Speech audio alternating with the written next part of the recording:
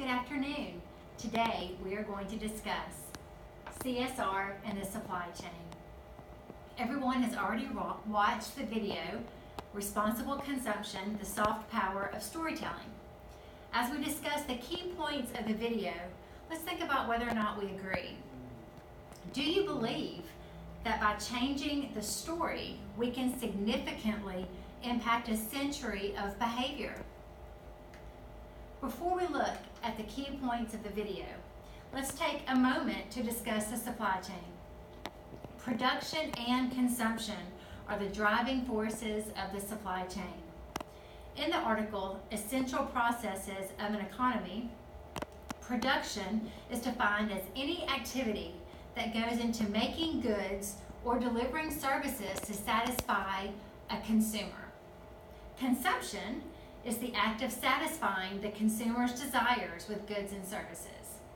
So, on the one hand, we have increased consumer desires. Palazzo calls this more stuff, faster stuff, cheaper stuff. That leads to more production. Then on the other hand, we have production that leads to growth and development for the countries that are involved. But it isn't that simple. There's a lot that goes into production. In fact, we'll learn that multinational corporations even hone in on the country where they want to choose for manufacturing that can lead to the biggest, most cheapest stuff in manufacturing. So how can this force, these drivers, production and consumption, possibly help with social responsibility when they're reinforcing each other? Let's go to the video.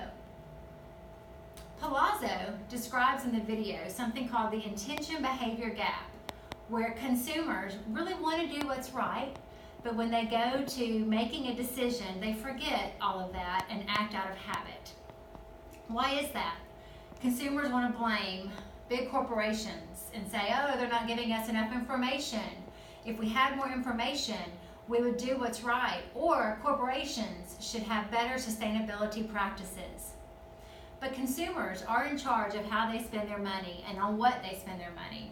So certainly consumers have something to do with this.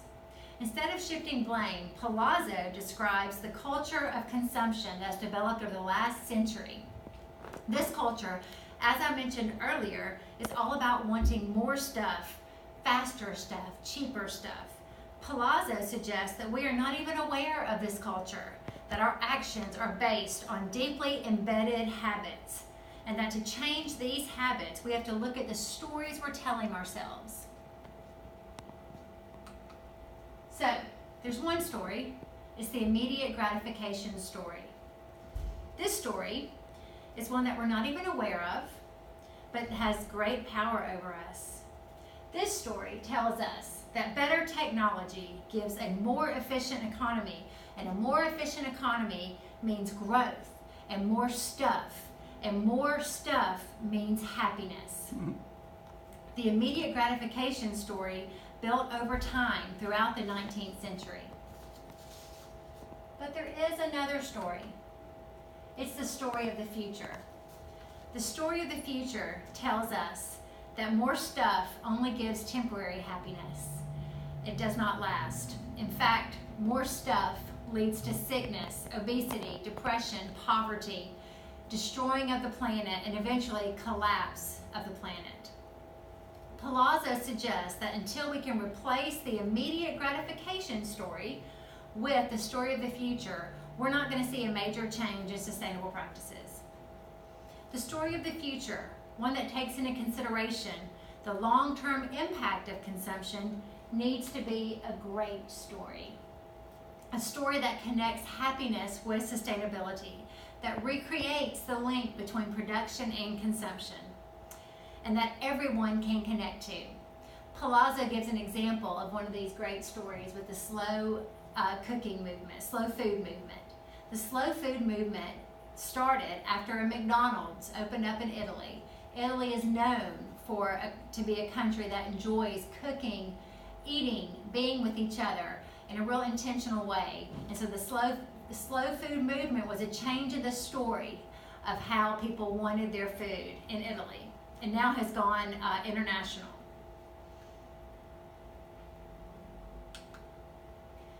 So is this even possible?